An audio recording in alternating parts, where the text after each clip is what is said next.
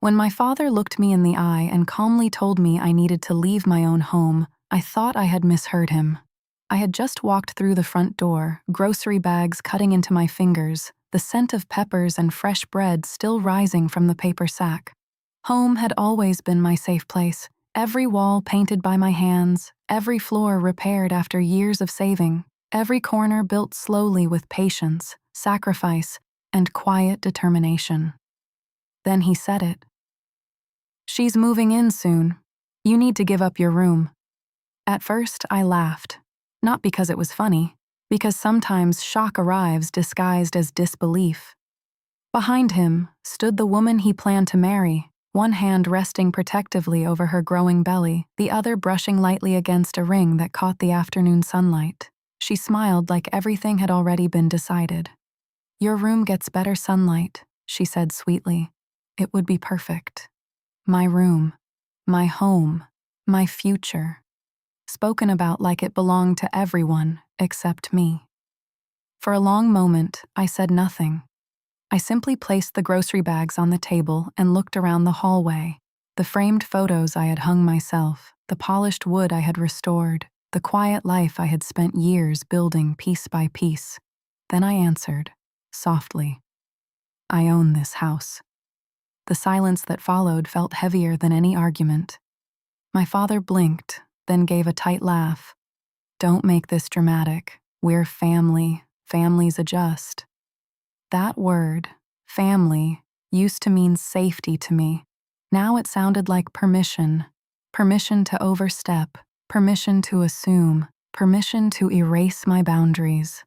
But I had spent too many years fixing everything around me to ignore what was breaking inside me. So I pulled a folder from my bag and placed it gently on the table. Property records, renovation permits, mortgage payments, every receipt, every document, every reminder that this house was not inherited, borrowed, or shared. It was earned. My father's expression hardened. "You wouldn't put a pregnant woman out." I looked at him carefully. "I'm not putting anyone out," I said, "but I'm not giving up my life either." That should have been the end. It wasn't. Over the next few days, they began settling in as though certainty itself gave them ownership.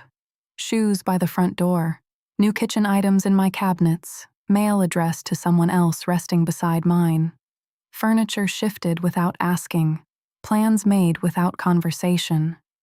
Every small change felt less like decorating and more like quiet rewriting. And what hurt most wasn't the furniture. It wasn't the inconvenience. It was watching people I loved behave as though my voice mattered less because I had always been the one who stayed calm, the one who handled things, the one who solved problems. They mistook patience for permission. One evening, I walked into my living room and stopped cold. A rocking chair sat where my favorite reading chair used to be. Soft white cushions, a folded blanket, a carefully chosen place for a future baby. A future I wasn't angry about. Only the assumption attached to it. She smiled from the kitchen. "I thought this would be lovely here." I nodded slowly, then walked to my desk, returned with an envelope, and placed it in front of them. Inside was a simple lease agreement, clear terms, respectful boundaries, legal occupancy, shared expectations. My father stared at it. "What is this?" "Options," I said. They could stay, but not by replacing me, not by pretending love erased fairness. If they wanted to live there, they would do it respectfully, as adults, as guests, as people who understood boundaries. She looked offended. My father looked wounded, and I realized something difficult that night. Sometimes the people closest to us struggle most when we stop making ourselves smaller for their comfort. Days turned into weeks. The house changed, but so did I. Instead of arguing, I observed. Instead of reacting, I reflected. Instead of letting resentment consume me, I became intentional. I started journaling, not to build anger, to build clarity. Each uncomfortable conversation taught me something. Every crossed boundary showed me where mine had been too loose for too long. I began asking myself questions I had avoided for years. Why did I always apologize first? Why had I confused sacrifice with love? Why did protecting peace often mean abandoning myself? The deeper truth slowly surfaced. This wasn't only about a house, it was about identity. For years, I had been dependable, helpful, accommodating, strong. But somewhere in that strength, I had forgotten that kindness without boundaries can quietly become self-erasure. Then one afternoon, I overheard my father in the backyard. "She won't really ask us to leave," he said. "She always gives in." That sentence hit harder than any argument, not because it was cruel, because it was familiar. Somewhere along the way, I had taught people that my limits were negotiable, that my silence meant agreement, that my compassion had no edge. That day, I made a decision, not fueled by anger, fueled by self-respect.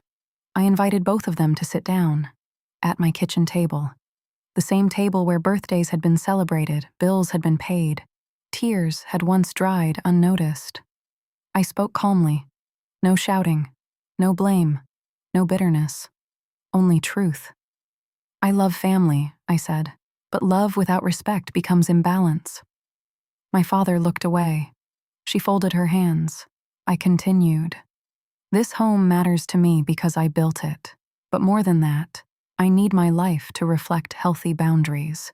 If we continue living together, it has to be with mutual respect. If that's not possible, we need another path." For the first time, no one interrupted. No one laughed. No one dismissed me. Just quiet. Honest, uncomfortable quiet. It took days before anything shifted. Then something surprising happened. My father knocked on my office door. He stood there longer than usual before speaking. "I thought you were overreacting," he admitted. Then he exhaled. "But maybe I stopped seeing how much I expected from you." That sentence didn't heal everything, but it opened something. Awareness. The woman he planned to marry spoke to me later, too, her voice softer than I had ever heard it. "I came in assuming I belonged," she said. "I didn't think about what it felt like for you. It wasn't a perfect apology, but it was real. And sometimes healing begins not with grand gestures, but with honesty." Together, we made practical changes. They found a nearby rental better suited for their growing family. I helped them organize the move, not because I had to, because I chose to act from peace, not pride. As boxes left the house, I felt something I hadn't expected. Relief. Yes, but also grief. Because boundaries can still ache, even when they are healthy. When the front door closed behind them for the last time, the silence inside the house felt different. Not lonely, restored. I walked room to room slowly. My reading chair returned to its corner. My kitchen clear again. My shelves untouched. Sunlight moving across walls that no longer felt emotionally crowded. That night, I lit a candle in the living room. No dramatic celebration, no revenge, no victory speech. Just stillness and understanding. I had protected more than a property. I had protected my voice. Months later, my relationship with my father was different, not perfect, but more honest. We talked with clearer expectations, fewer assumptions, more listening. He visited, but now he called first. He asked instead of decided, and I answered from choice, not guilt. His new family welcomed their child, a beautiful reminder that growth can happen even after conflict. And I discovered something even more important. Standing your ground doesn't always mean pushing people away. Sometimes it means teaching people how to meet you with respect. Sometimes success isn't money, or status, or proving someone wrong. Sometimes success is finally refusing to abandon yourself just to keep everyone else comfortable. That house still stands. The same wooden floors, the same stairwell, the same front door. But I'm different now, stronger, calmer, clearer, because I learned that home is not just where you live. It is where your peace is protected. And the greatest renovation I ever made was rebuilding the boundaries inside myself.